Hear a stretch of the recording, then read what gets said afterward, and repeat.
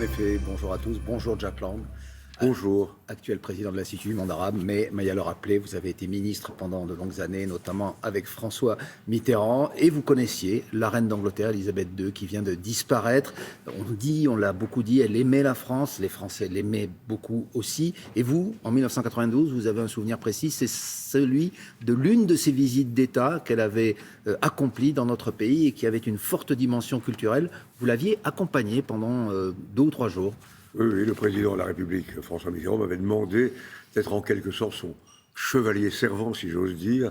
Et pendant 3 jours, en effet, nous sommes allés visiter les grands monuments de Paris. Et puis ensuite, je l'ai accompagné dans un voyage dans le Val-de-Loire. J'avais obtenu du président qu'il accepte que je l'accueille dans ma ville, la ville où j'étais le maire, à Blois. Elle a traversé le château avec passion et avec amour. Et puis, depuis Tours, nous sommes rendus en avion à Bordeaux, parce que nous attendait le Britannia, qui a aujourd'hui malheureusement été vendu par la couronne. Et là, elle offrait au président français un dîner pour achever cette visite. Et donc, si vous voulez, quand vous vivez avec un personnage comme celui-là pendant 3 jours, vous ne pouvez pas être insensible à la fois. Alors, quel souvenir précisément vous gardez de la personne qu'elle était, puisque vous l'avez approchée finalement presque de façon pas intime, mais disons très proche précisément. Très proche. Oui, à la fois sa dignité, son allure. On dit que c'était une personne très simple, malgré toute la pompe du protocole britannique. Et en même temps, son humour, sa simplicité, c'est vrai. Un exemple qui peut paraître anecdotique, nous arrivons dans l'avion pour nous rendre à Bordeaux. La journée avait été exténuante, j'avais un peu abusé d'elle, il faut le dire, par les voyages multiples, difficiles. Et elle s'allonge quasiment dans l'avion, retire ses chaussures, et elle est avec nous comme en famille, si vous voulez. La reine Elisabeth II, Étienne Lénart le rappelait, on l'a beaucoup dit, parlait français. Alors c'est une tradition chez les souverains britanniques, mais elle avait un tropisme particulier pour notre pays. Non, elle parlait admirablement français. D'ailleurs, le prince, aujourd'hui devenu roi, parle aussi remarquablement français. Elle avait une connaissance très profonde de la culture, de l'histoire. Dans les longues heures pendant lesquelles je l'ai accompagnée, nous avons toujours beaucoup parlé de l'histoire de France, qui est très liée, vous le savez, à l'histoire de l'Angleterre. Elle aimait notre culture, nos vins, notre gastronomie, notre art de vivre. Elle était très francophile et très européenne. Mais comme le disait tout à l'heure Étienne, est-ce qu'elle disait ce qu'elle pensait finalement de la politique, des relations entre son pays et l'Europe, des politiques menées par ses différents premiers ministres? Les observateurs ont noté que elle n'était probablement pas favorable au Brexit. Je crois qu'elle a dû à ce moment-là ne pas être très heureuse lorsque la Grande-Bretagne s'est séparée de l'Union européenne.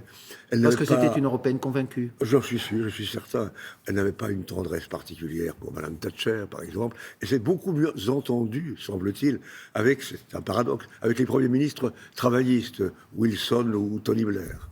Elle a connu tous les présidents français de la Ve République. Elle a même connu René Coty sous la IVe République, c'est dire sa longévité. Mais on dit, alors effectivement, tous les présidents vont expliquer qu'ils avaient une relation spéciale, mais qu'il y avait quand même quelque chose de particulier entre François Mitterrand, peut-être aussi pour la longévité.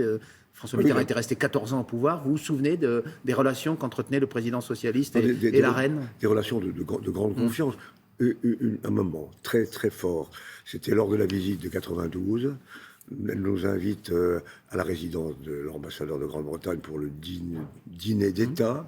Nous étions à une petite table avec François Mitterrand. Et, surprise, c'était l'année horribilis, vous vous souvenez, elle nous a confié, avec des mots simples, sa douleur, sa souffrance, ce qu'elle vivait depuis 1 an. Et nous avons été très touchés, François Mitterrand et moi-même, par cette confiance qu'elle lui accordait. Est-ce qu'au fil du temps, malgré les drames, malgré parfois les scandales qui ont traversé la vie de la famille royale, comment vous expliquez que la reine conservait cette popularité qui s'est même accentuée avec les années, les décennies? D'abord, sa tenue, sa façon d'être là présente et d'incarner admirablement le Royaume-Uni. Mais je dirais qu'il y a un paradoxe qu'on ne comprend pas toujours. La Grande-Bretagne est l'un des pays les plus démocratiques du monde. On disait même dans les manuels de droit que c'était la mère des démocraties. La Chambre des communes, d'ailleurs, est une institution puissante. On dit qu'elle peut tout faire sauf changer un homme en femme. Et pourquoi? Parce que l'aspiration toute naturelle d'un peuple à être incarnée par une personne est satisfaite en Grande-Bretagne. Et pour vous, c'est un bon système, la C'est un monarchie très bon constitutionnelle? système. D'ailleurs, vous observez qu'en Europe, les systèmes les plus démocratiques sont des monarchies constitutionnelles. La Norvège, la Suède, les Pays-Bas, l'Espagne. D'autres pays sont très démocratiques comme l'Allemagne. Mais vous pensez, par exemple, c'est un système, en France, il n'y a plus de droit depuis fort longtemps, qui serait applicable en France. Vous seriez favorable à un régime de ce type dans notre pays aujourd'hui? Bien sûr, oui. Bien sûr, c'est un oui. système C'est ultra démocratique. C'est pas courant C'est dans trop le tard. monde politique. C'est trop tard. On ne remettra c'est trop pas en tard. cause le système présidentialiste à la française qui crispe les choses souvent. Pourquoi? Mais Parce qu'on a aussi un monarque en France, un mais un monarque... monarque qui détient tous les pouvoirs, ou presque tous les pouvoirs. C'est l'opposé de la Grande-Bretagne. C'est-à-dire, qu'est-ce qu'il faudrait? Ah non, il faudrait un vrai Parlement. Il faudrait changer de constitution Oui, mais en France, avoir, comme d'autres pays que vous citiez en exemple. on ne va pas réinstaurer un régime de monarchie Mais vous pensez que c'est un constitutionnelle. gage de démocratie, que le monarque français, lui, a trop de pouvoir? Le monarque Évidemment, républicain. Évidemment, depuis le début, depuis l'origine de cette Constitution, je considère qu'il y a un déséquilibre entre le pouvoir exécutif qui détient tous les rouages et le pouvoir législatif qui malheureusement est sous la coupe, sauf en ce moment peut-être parce qu'il y a des partis divers qui animent l'Assemblée nationale. Élisabeth II disparaît au moment où la Grande-Bretagne connaît une période avec beaucoup de turbulences. Une nouvelle première ministre, Liz Truss, vient de s'installer à Downing Street il y a à peine quelques jours. Le Royaume-Uni traverse à la fois, comme tous les pays européens, mais peut-être plus fortement encore, une crise énergétique, une forte inflation. Ce sont des défis qui vont se poser évidemment aux gouvernants, mais aussi peut-être au nouveau roi, Charles III. Est-ce que le roi, encore aujourd'hui, peut jouer un rôle dans l'apaisement des crises? Le prince Charles, que j'ai eu la chance aussi de rencontrer plusieurs fois, est un homme d'une grande intelligence, francophone lui aussi. Est-ce qu'il a un rôle? Est-ce qu'il a un rôle dans la résolution des crises? Pas plus que la reine Elisabeth, C'est ça le paradoxe. mais, puisque vous évoquez la situation de la Grande-Bretagne aujourd'hui, c'est un pays divisé, le Brexit, les partis eux-mêmes sont déchirés, il n'est pas certain que la première ministre nouvelle puisse ne pas affronter des moments très difficiles, et les prochaines élections ne peuvent pas assurer qu'on aura le même bipartisme, qui fait que c'est le chef souverain du parti gagnant que choisit le souverain sans avoir même à discuter.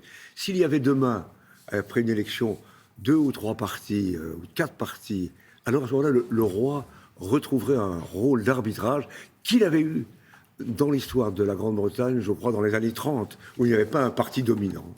Eh bien, merci Jacques Lang pour vos souvenirs et vos convictions. Vous avez entendu ce matin, vous êtes ancien ministre de la Culture, de l'Éducation de François Mitterrand, aujourd'hui président de l'Institut du monde arabe. Bonne journée, merci beaucoup.